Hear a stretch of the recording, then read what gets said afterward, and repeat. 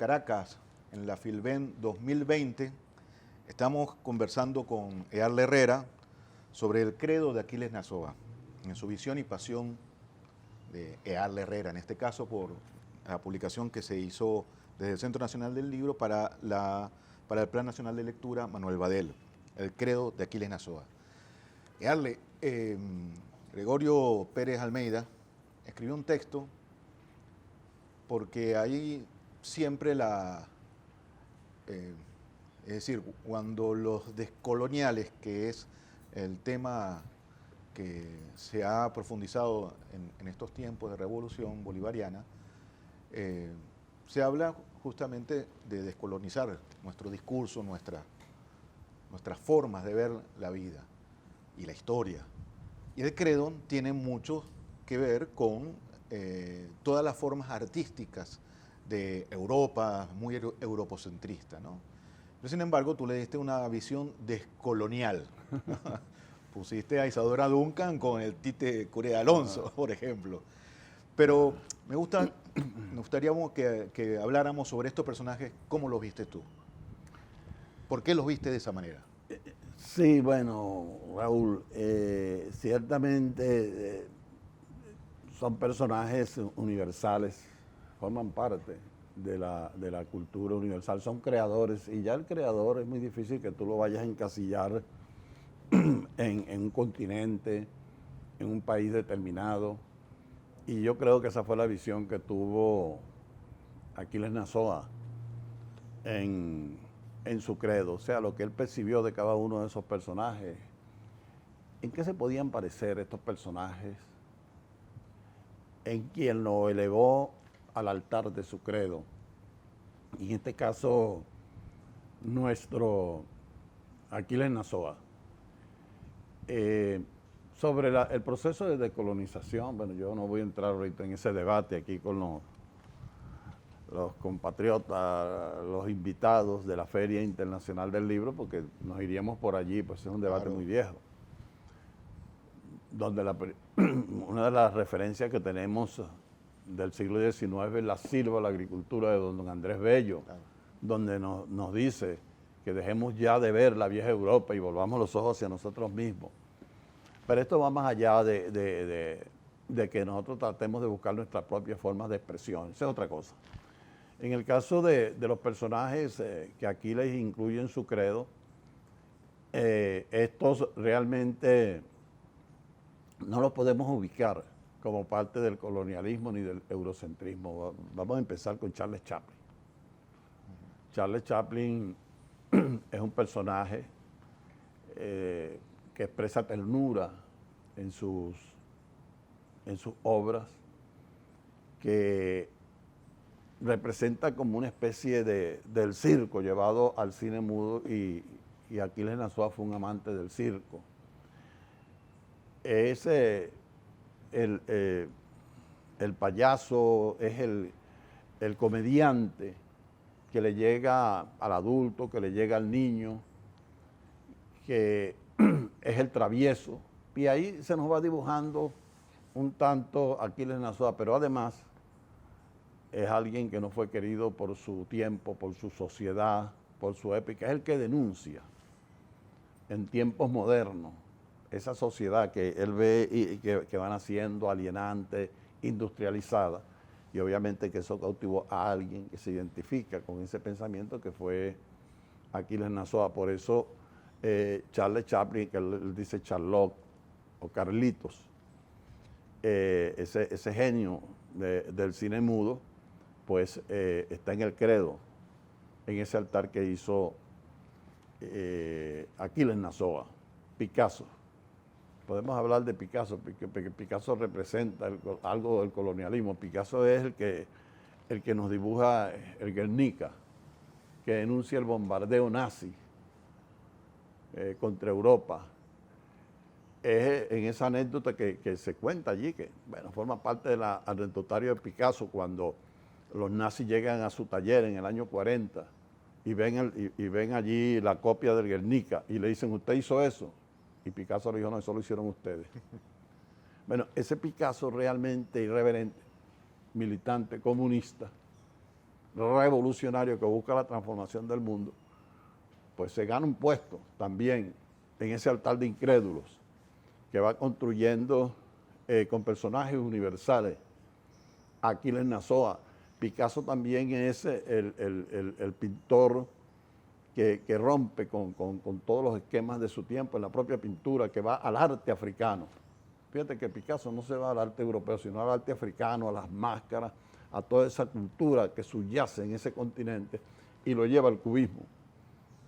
Y por supuesto que crea una revolución en el arte. Para un alma sensible como es Aquiles Nazoa, se convierte en un paradigma de la transformación, del cambio y de la revolución. Tú nombraste a Isadora Duncan. A Isadora Duncan. Isadora Duncan, la excelsa, la gran bailarina de música clásica. ¿Y cómo nos llega a nosotros Isadora Duncan? No nos llegó a través de los textos, de las obras, de los estudios de la música clásica, sino que nos llega a través de un compositor guarachero, salsero, como es el Tite Curé. Por eso yo digo, cuando él dice, Isadora llegó la revolución, Isadora, leyenda que no pasó, inmediatamente a esa mujer de California, blanca, que se va a Europa, uno la relaciona con otro personaje del Tite Curé, que es Camilo Manrique. Camilo Manrique falleció por palos que daba el Mayoral. Y para más ñapa, si lo podemos decir así, quien interpreta la canción del Tito Curé es Celia Cruz, una mujer afrodescendiente. Y entonces Isadora Duncan se nos convierte a nosotros también en la revolución. Por eso el Tite Curé lo dice, leyenda que no pasó, Isadora Duncan llegó a la liberación. Llegó la liberación, llegó la revolución. Obviamente que esa alma inmensa, ese arte inmenso de Isadora Duncan va a cautivar a Aquiles Nazoa, pero además su vida trágica. Claro. Se le matan los dos hijos en un accidente en el Sena, en París.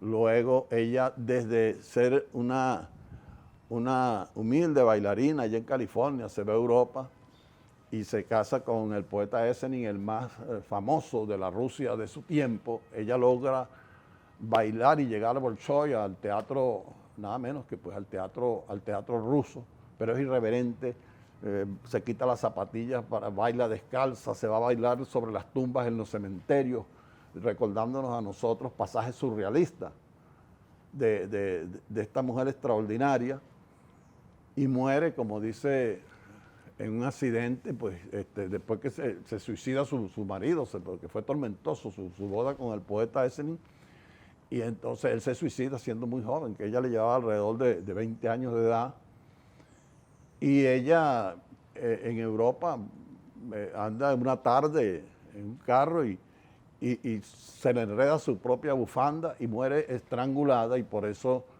aquí les dice que él cree en la condición aérea del ser humano. El ser humano vuela cuando vuela Isadora Duncan. Y él dice, paloma purísima, suspendida sobre toda la magia del Mediterráneo, que es cuando ella muere. Bueno, toda esa vida cautiva, esa sensibilidad de nuestro querido poeta Aquiles Nazoa. Y rápidamente, para que no se queden fuera por el tiempo, tenemos a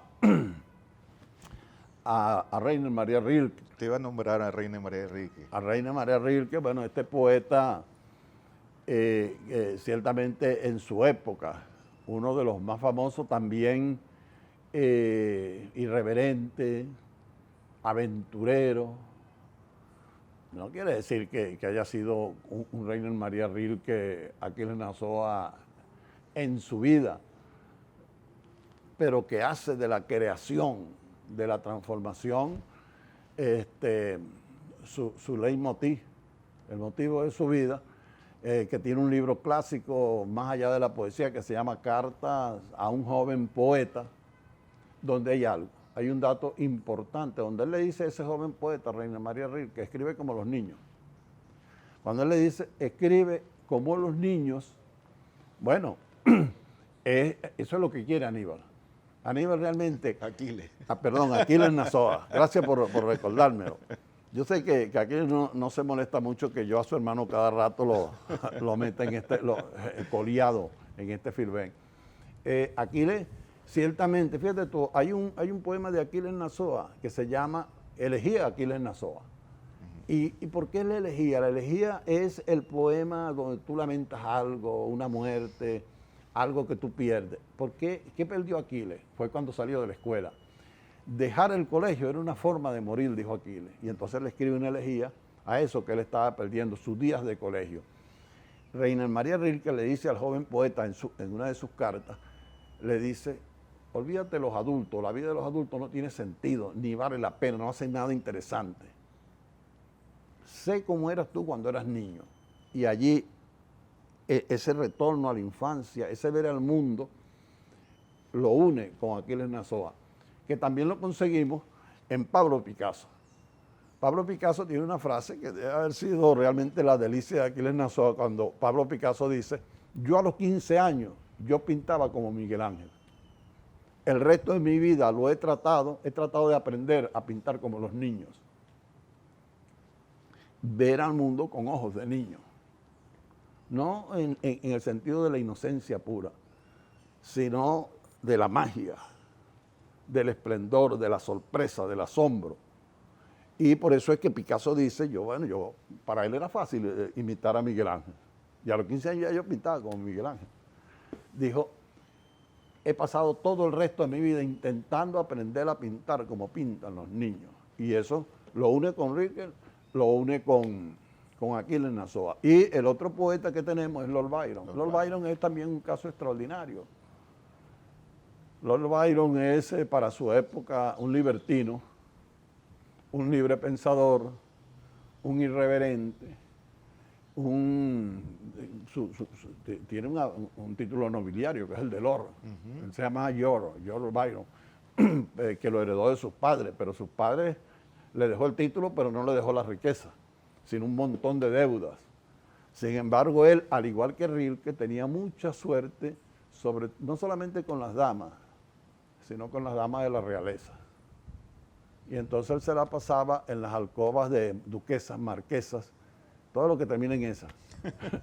Todo lo que era la aristocracia de su época, porque además de ser uno de los poetas más reconocidos de su tiempo en toda Europa y que trascendía la América, tenía una facha de ser un Adonis y de ser ese aventurero. Pero no solo por eso es que Aquiles admira a Lord Byron, sino que Byron quería luchar por la independencia de los países, donde quiera que se encontraran. Y entonces él compró un barco para irse a Grecia a luchar por la independencia de los griegos frente a los turcos. Y se llega a enterar Lord Byron que existía un tal Simón Bolívar en América que estaba luchando por la libertad. Y él se compra un barco y le pone el nombre de Bolívar. El barco de Lord Byron se llama Bolívar.